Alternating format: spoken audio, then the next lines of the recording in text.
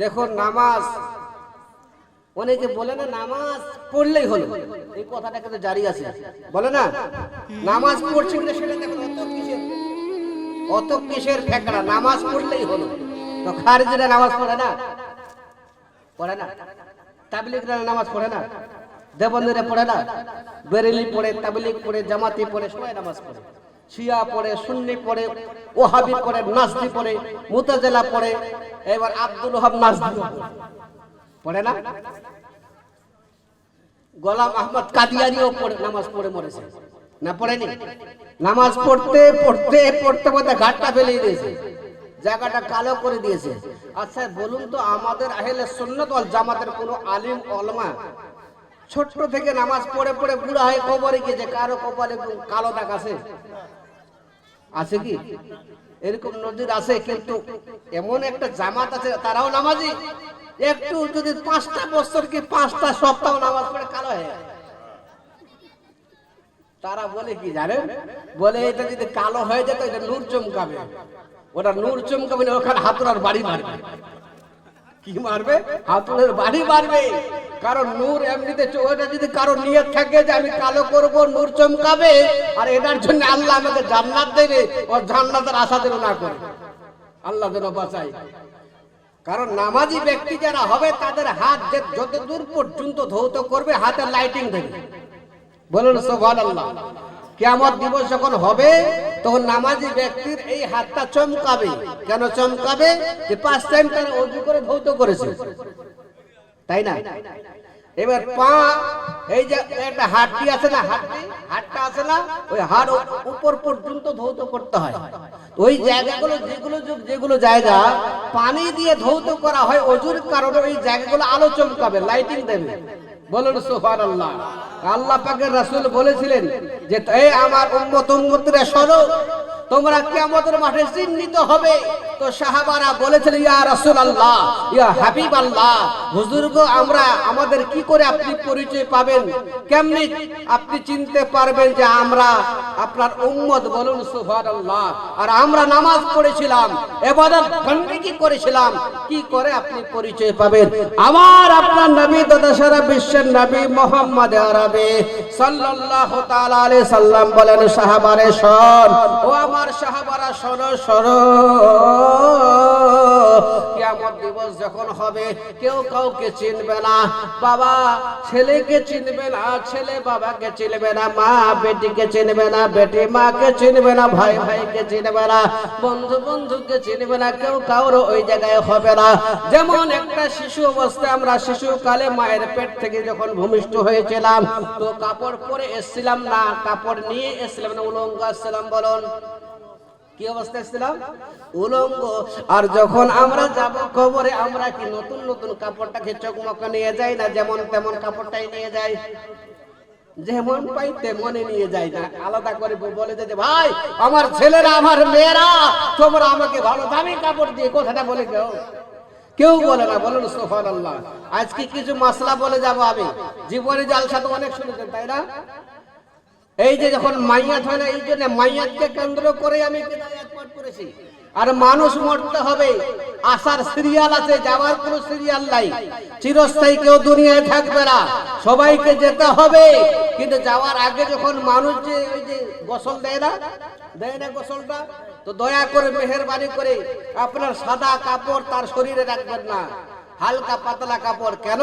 ওটা ভিজালে কিন্তু তার পুরো বডি দেখা যাবে না।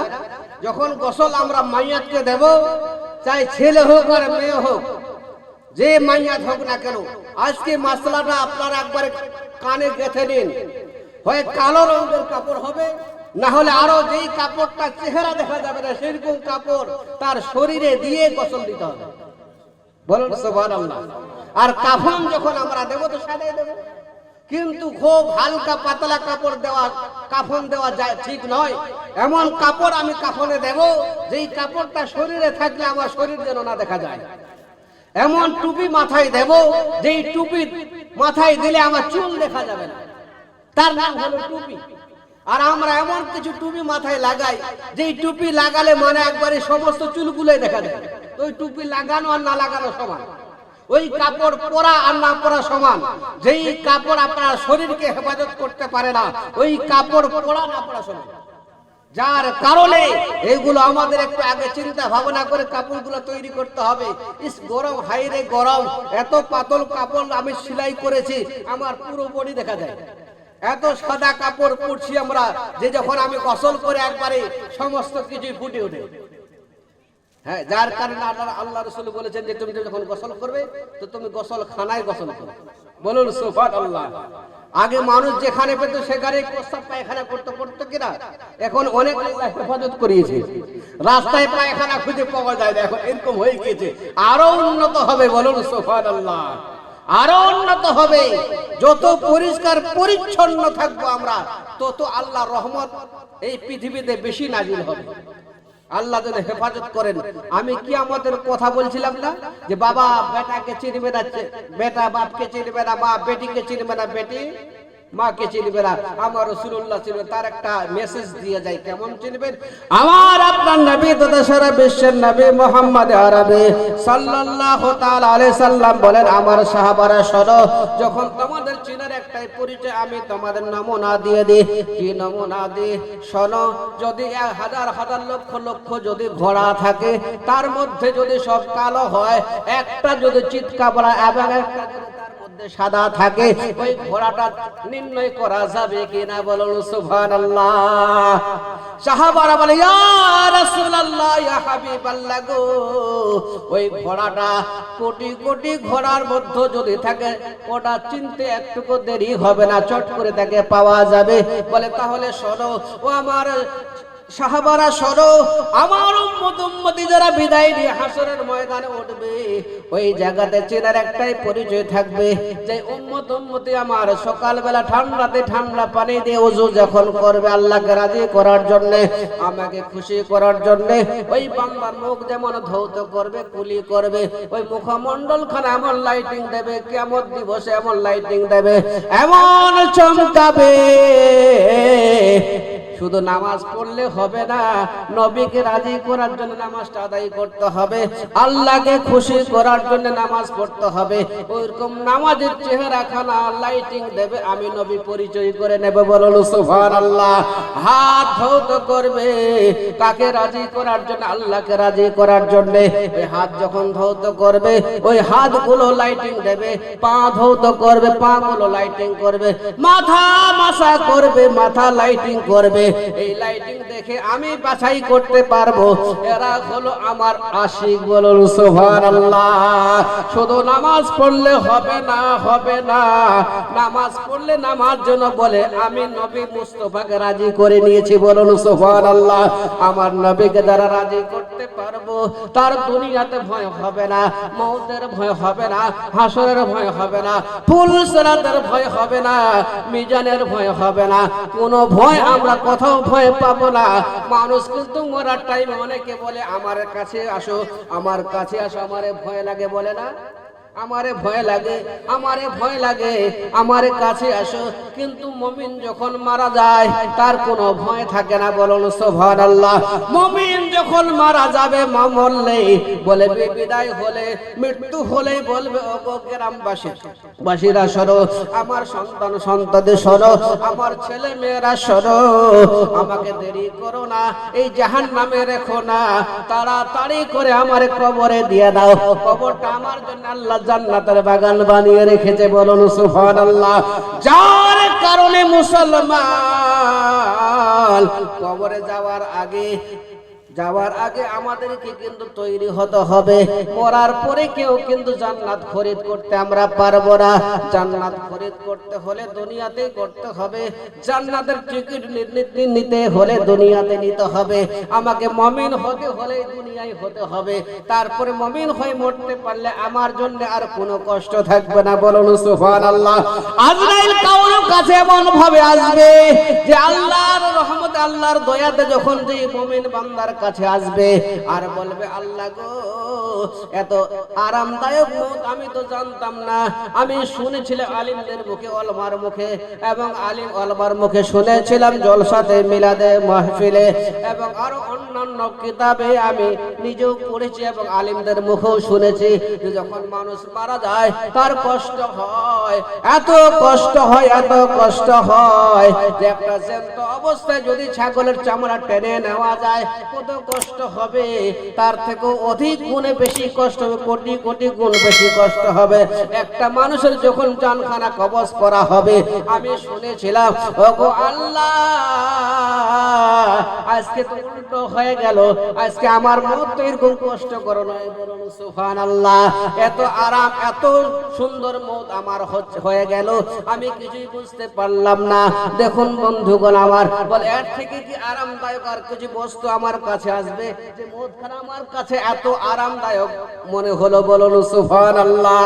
এটা কেমন নমুনা শুরু হলো, যার মদ ভালো হবে তার হিসাব নিকাশ ভালো হবে, যার মদ ভালো হবে তার জন্য হাসর নাসর ভালো হবে, যার মদ ভালো হবে তার পুলসেরাত ভালো হবে, যার মদ ভালো হবে আমার নবী পাক দাঁড়িয়ে থাকবে আর নবীর যারা আশিক হবে তারা এক বাক্যে নবীকে চিনে নেবে, বলুন সুবহানাল্লাহ।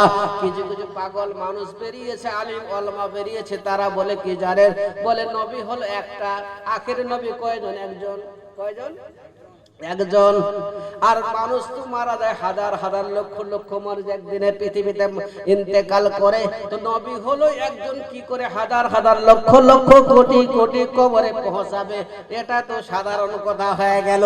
আচ্ছা বলুন তো বাবাজিরা, মা বোনেরা, ভাই বন্ধু বাবাজিরা, এই যে সামনে একটা মাইক, এই যে স্পিকার এখানে আছে কিনা? স্পিকার না, এটা একটা স্পিকার, স্পিকারে মাওলানা জুবাইদুর রহমান কথা বলে। এখন যদি শয়ে শয়ে যদি মাইক আপনারা সেটিং করে দেন তো সবটাতে যাবে কিনা? যাবে না।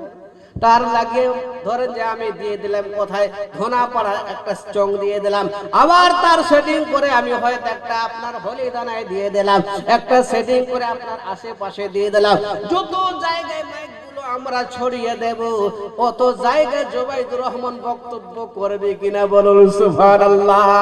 যদি সামান্য জুবাইদুর একটা আল্লাহর নাচিস বান্দা যদি এক জায়গায় বলে তো শত শত মাইকের আওয়াজটা যদি এই দুনিয়ার বৈজ্ঞানিক নিয়ে যে পাঠাতে পারে, তাহলে আমার নবী হলেন মহাবৈজ্ঞানিক, বলুন সুবহানাল্লাহ। আমার নবী তো বৈজ্ঞানিকের বৈজ্ঞানিক, মহাবৈজ্ঞানিক। কেমনে করে সবার কবরে যেতে পারে না, প্রত্যেকের কবরে যাবে আর তিনখানা প্রশ্ন হবে, এটা আমরা সবাই জানি কিনা? এটা দুনিয়াদার স্কুলে যদি পরীক্ষা দিতে হয়, কিন্তু ওটা কেউ কাউকে বলে না এই প্রশ্নটা আসবে, তাই না? এই প্রশ্নটা আসবে, এটা কোনোদিন কাউকে সাজেশন একবারে দেওয়া হয় না, আইডিয়া করে পড়ানো হয়, বলুন সুবহানাল্লাহ। আইডিয়া দেওয়া হয় এটা পড়বে আসতে পারে, কিন্তু দেখুন যখন কোন এক্সাম আমরা হয়তো কোনো চাকরির জন্য এক্সাম দেয় তখন কিন্তু ওটা বলে দেওয়া হয় না এটা তোমার আসবে তুমি পড়ে নাও, কিন্তু এরকম আইডিয়া দেওয়া হয় পড়ো আসতে করে নাও, পরে আসলে তোমার ভাগ্য, বলুন সুবহানাল্লাহ। দুনিয়াবি এক্সাম যখন আমরা পরীক্ষা দেই সঠিক কোনোটাই কিন্তু আমরা জানতে পারি না আসবে কি আসবে না, সন্দেহ থাকে। কিন্তু দেখুন আমাদেরকে আল্লাহ পাক জাহান্নাম থেকে বাঁচার জন্য আল্লাহ আগে আমাদেরকে কিন্তু যে আমার কবরে কি প্রশ্ন হবে মহান রব্বি কায়নাত আমার নবী পাক দিয়ে জানিয়ে দিয়েছেন, বলুন সুবহানাল্লাহ। বলে আমার হাবিব তুমি দুনিয়ার বুকে যখন যাবে পাঠাবো তখন তুমি তোমার উম্মতিকে এই মেসেজ গুলো দেবে কি দেবে?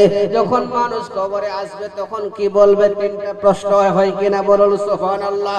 মান রাব্বুকা মা দীনুকা মা কুনতা তাকুলু ফি শানে হাজার রাজুল, বলুন সুবহানাল্লাহ। এই তিনটা প্রশ্ন যখন করা হবে এবার যখন প্রশ্ন হয়ে যাবে, এবার প্রশ্ন যখন আমি আপনি তো অনেকে যদি বলে মান রব্বুকা তোমার রব কে, একবারে বলে দিলাম রব্বি আল্লাহ, আমার রব হলো আল্লাহ, বলুন সুবহানাল্লাহ। এটা যখন বললাম আমি ছাড় পেলাম না, পাস হলাম না, আমার এখনো ছাড়পত্র হয় নাই। আবার বলে তোমার দিন কি, বলো বলো, বলে তোমার দিন কি? যদি আমি দিন ইসলামের মধ্যে থাকি, যেই দিনে থাকবে, কেউ দুনিয়াদারি নিয়ে থাকলে ওটা দুনিয়াদারি ওখানে আসবে, কেউ যদি গান বাজনা নিয়ে থাকে ওটাই আসবে, যে যেইভাবে পরিচালনায় থাকবে, ওইভাবে ওই কথাটা ওখানে আসবে। যদি সে দিনের মধ্যে থাকে দিন আল ইসলাম, এটাই বলবেন, বলুন সুবহানাল্লাহ। আমি হলাম ইসলাম ধর্মের মানুষ, আর তাও কিন্তু আল্লাহ পাক তাকে ছাড় দেবে না, পাস করে দিল না। পাস যদিও হয় ভাইবাটা বাকি আছে। ভাইবাটা কি জানেন? ভাইবা হলো আমার আপনার নবী আখেরি পয়গম্বর মুহাম্মদুর রাসূলুল্লাহ সাল্লাল্লাহু তাআলা আলাইহি সাল্লাম। এবার কবরে দাঁড়িয়ে যাবেন, আমার উম্মতের কাছে আমার নবী বাবা ওখানে আসবে না, মা ওখানে আসবে না, ভাই বোন আসবে না, পাড়া প্রতিবেশী কবরে আসবে না, আমার দয়াল নবী আসবেন, বলুন সুবহানাল্লাহ। জাগো আল্লাহ গো, আল্লাহর কাছে ফরিয়াদ করেছেন, রব্বে কায়নাত, ও গো আল্লাহ, যখন আমার নবী দুনিয়া আসে তো বলেছেন রব্বি হাবলি উম্মতি, বলুন সুবহানাল্লাহ।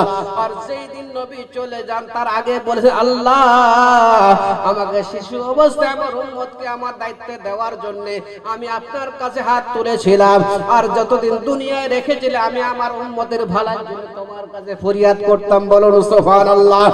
আর যেই দিন আমি চলে যাব সেই দিন ওই কথাটাই আমার নবীর মুখে জারি ছিল, রব্বি হাবলি উম্মতি।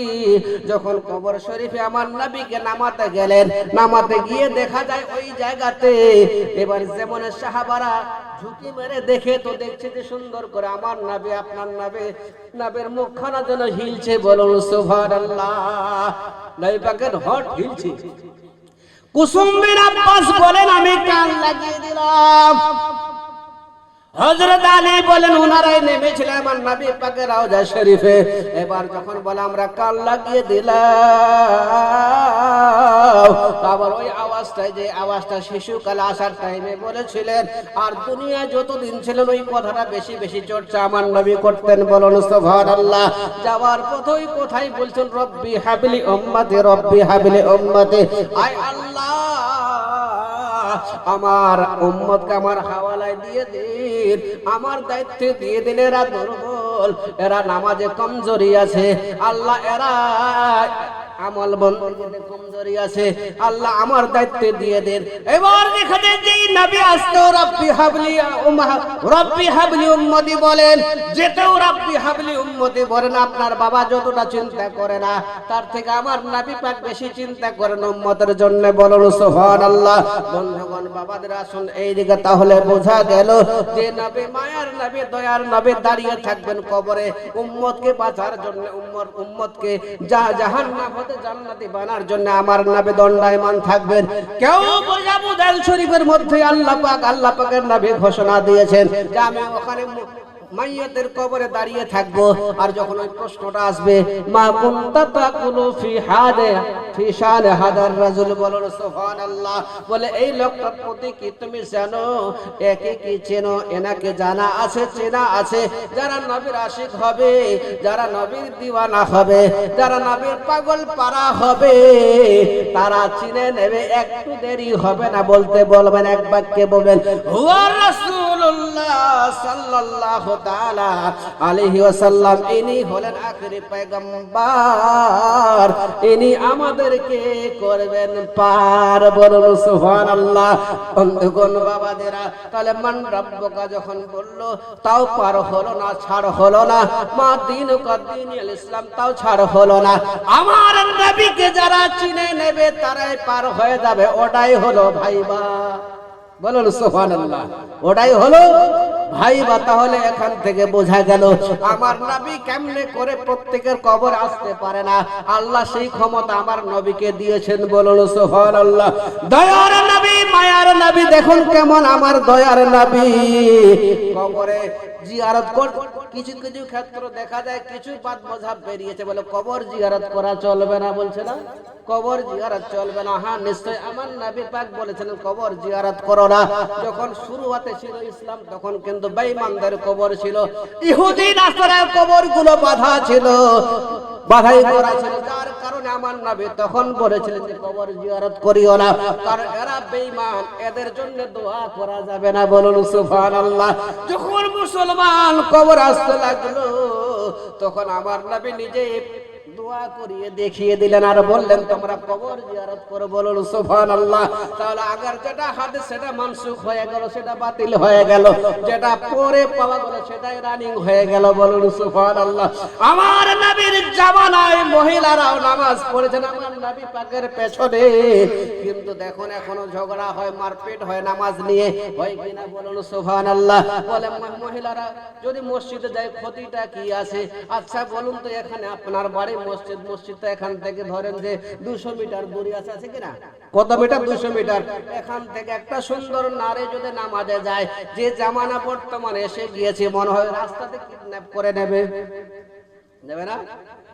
আমার নবীর জামানা আলাদা ছিল, আমার নবী এমন গাইড করতেন, নবী আমার যেমন সামনে দেখতেন পেছনে তেমন দেখতেন, বামে তেমন দেখতেন, আসমানের উপর তাকালে সব দেখতে পেতেন, জমিনের দিকে তাকালে জমিনের ভেতরে যা সব দেখতে পেতেন।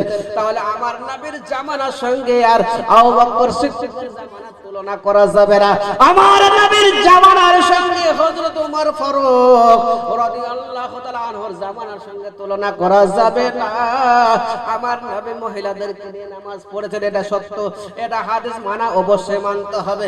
কিন্তু যখন আমার হযরত ওমর ফারুকের দৌর আসলো, জামানা আসলো, তখন উনি এই পরিস্থিতিগুলো দেখে, এই যে চলাফেরা দেখে এক বাক্যে বলল, মহিলারা আজ থেকে আর মসজিদে নামাজ পড়তে যাবে না। বলে কেন যাবে না? মহিলারা সবাই আন্দোলন শুরু করে দিল। বলে আপনার নবী তো নামাজের অর্ডার দিয়েছেন, নামাজ মসজিদে পড়া যাবে, একসঙ্গে পড়ানো যাবে, কেন এখন হঠাৎ করে আমাদের আমিরুল মুমিনিন হযরত ওমর ফারুক রাদিয়াল্লাহু তাআলা আনহু কেন নিষেধ করে দিলেন? এবার সবাই কোথায় গেল? মা আয়েশা সিদ্দিকা রাদিয়াল্লাহু তাআলা আনহার কাছে ছুটে চলে গেলেন। উনি ফাকি ছিলেন, বলুন সুবহানাল্লাহ। উনি তাফসীর কারক ছিলেন, উনি বিখ্যাত একজন হাফেজা ছিলেন, তাফসীর কারিকা ছিলেন, তাফসীর কারক ছিলেন, বলুন সুবহানাল্লাহ। ওনার কাছে যখন মহিলারা সারবদ্ধ হয়ে চলতে লাগলো আর বলে, ও মা আয়েশা, আমার নবী যেইভাবে নামাজ পড়িয়েছেন, যেইভাবে নামাজ পড়তে অর্ডার দিয়ে গিয়েছেন, আমাদের আমিরুল মুমিনিন হযরত ওমর ফারুক রাদিয়াল্লাহু তাআলা আনহু নিষেধ কেন করে দিলেন? দেখুন কেমন সুন্দর করে মাসলা বয়ান করে দিলেন আমার সিদ্দিকা রাদিয়াল্লাহু তাআলা আনহা। উনি বলেন, আজকে যদি আমার নবী বাহায়াত এই দুনিয়ায় থাকতো, যে পরিস্থিতি দাঁড়িয়ে গিয়েছে চলাফেরা, আমার নবী পাক আজকে সেটা নিষেধ করে দিত, বলুন সুবহানাল্লাহ। ওমর যেটা করেছেন ঠিকই করেছেন, ভালোর জন্য করেছেন। মহিলারা আজ থেকে আর মসজিদে যাবে না, মহিলারা বাড়িতে ইবাদত বندگی করবে, বলুন সুবহানাল্লাহ। একটা নারী যদি নিজের জবানকে সামলে চলতে পারে আর গুপ্ত অঙ্গকে হেফাজত করাতে পারে আর ঠিক রোজা পালন করতে পারে, 5 ওয়াক্ত নামাজ পড়ে আর স্বামীর যদি খিদমত করে, বনি ইসরাইল জামানার আল্লাহর ওলিদের থেকে তাদের মর্যাদা বেড়ে যাবে, বলুন সুবহানাল্লাহ।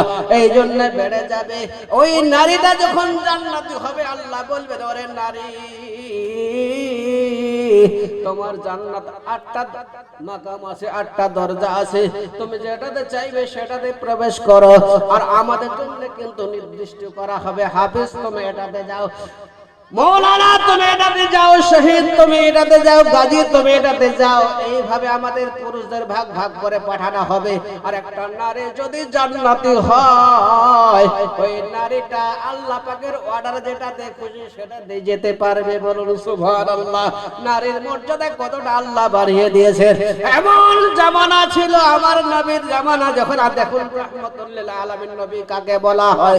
আমার নবী যখন চলে আসলেন, নারীদের মর্যাদা বেড়ে গেল, বিজনেস নারীরাও করতে শিখে গেল। আমার নবী সেই শিক্ষা দিয়েছেন, পর্দা নিয়ে মেয়েরা বিজনেস করতে পারে, কোনো বাধা নেই।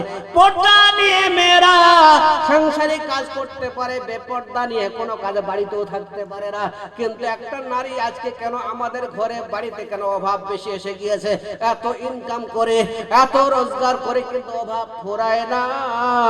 এই জন্য ফুরায় না, এই জন্য আমাদের কিন্তু রোজগার বরকত দেয় না।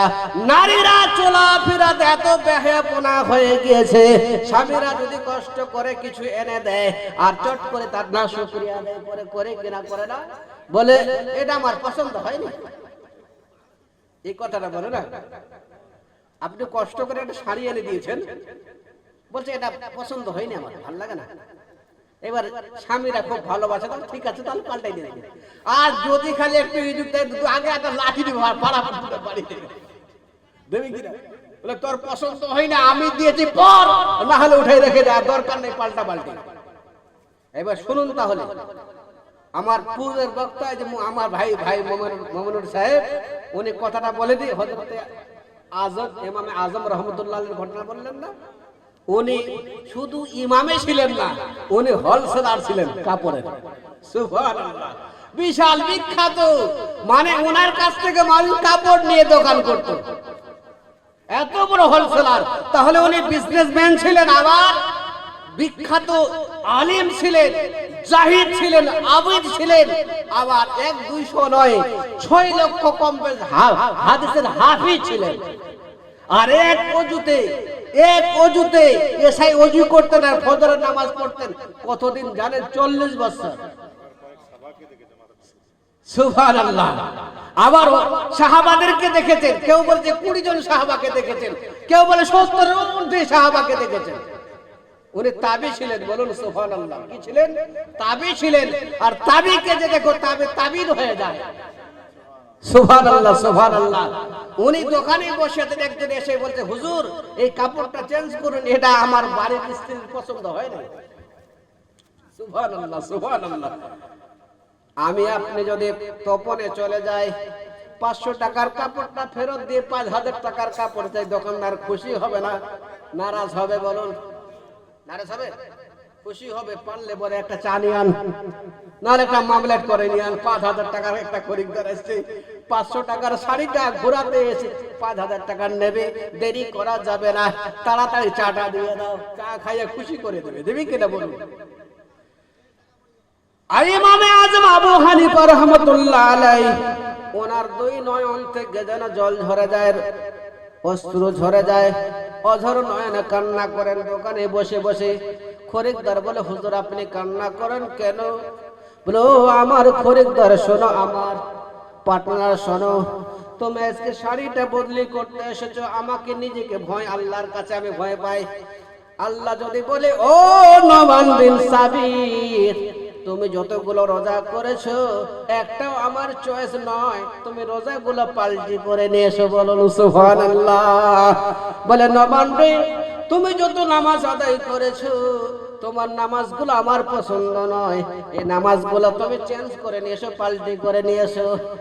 এই নোমান যতগুলো তুমি দান খয়রাত করেছো এই দানগুলো আমার পছন্দ নয়, তুমি চেঞ্জ করে নাও।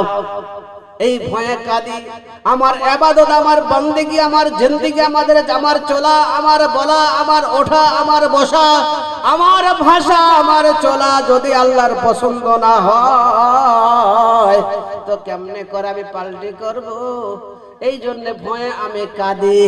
আজকে দেখুন মা বোনেরা, স্বামী যেটাই দেবে যদি আপনি শুকরিয়া আদায় করেন, ওগো আমার জানের জান, যে পোশাক আপনি দিয়েছেন এটা আমার হলো মাথার তাজ। বলুন সুবহানাল্লাহ। কসম খোদার ওই বাড়িতে কোনোদিন ঝগড়া হতে পারে না। না হবে? ঝগড়া হবে? আরে হিন্দুস্তান পাকিস্তান, কোথায় যেতে হবে? চলো রে এবার কবরস্থান, চলো রে এবার কবরস্থান, কবরে তোমায় যেতে হবে, জবাব তোমায় দিতে হবে, জবাব তোমায় দিতে হবে। জবাব তুমি দিতে না পারিলে মাটি যে তোমায় দেবে রে চাপ। চিৎকার করবি বাপ রে বাপ, চিৎকার করবি বাপ রে বাপ।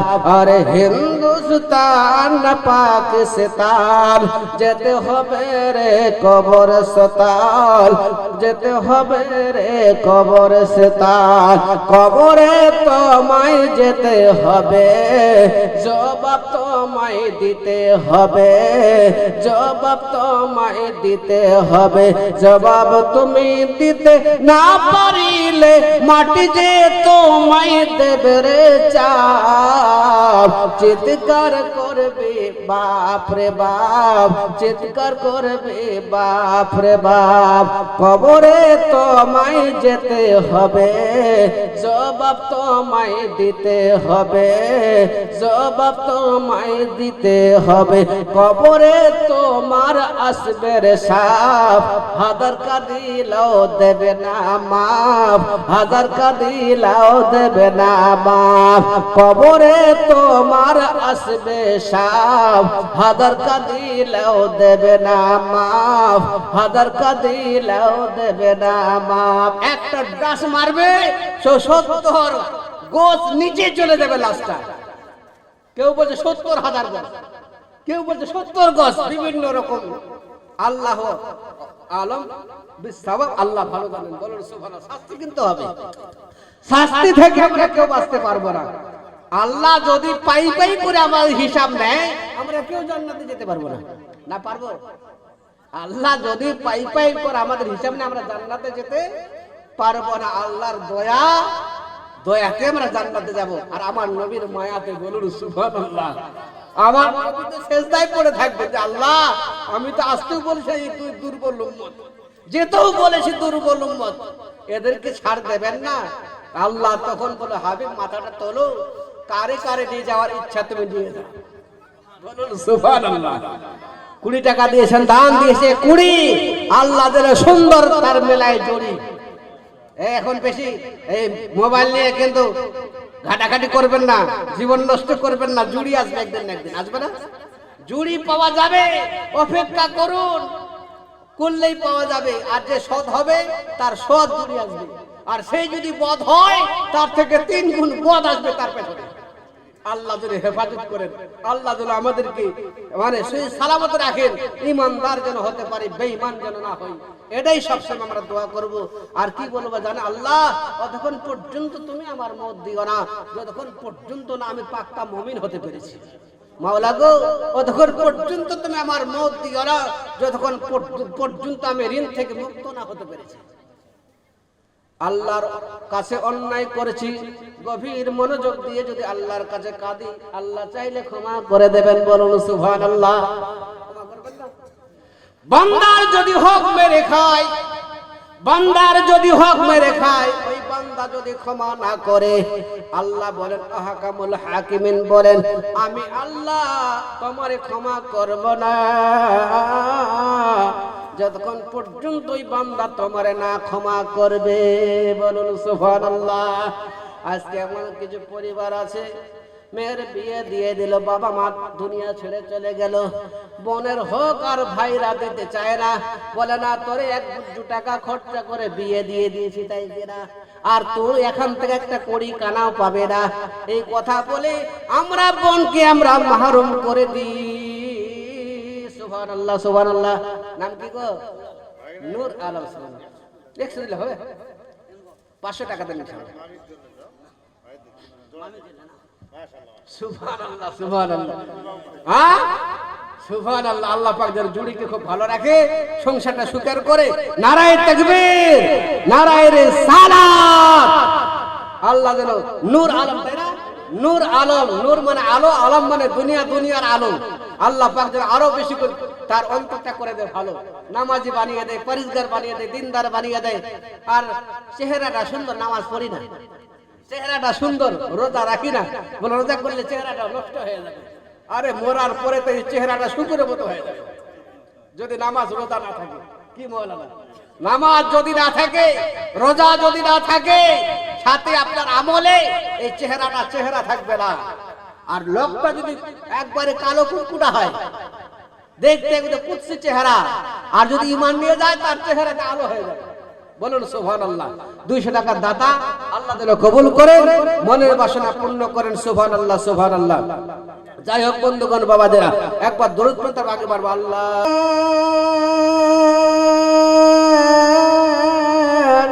আগুন ডরায় নবীর নামের আগুন হলো ফুল খোদার নূরে নবীরে আমার মুহাম্মদ রাসূল। সুবহানাল্লাহ। সুবহানাল্লাহ। মা বোনেরা, ভাই বন্ধু বাবাদেরা, যাই হোক, আল্লাহ রহমত, আল্লাহর করুণা, যে দান করলে কি হয় জানেন? সম্মান বাড়িয়ে দেয় আল্লাহ। বলেন সুবহানাল্লাহ। দান করলে আল্লাহ সম্মানটা বাড়িয়ে দেয়। মসজিদে যারা খিদমত করে, মসজিদ তাদের জন্য সুপারিশ করে।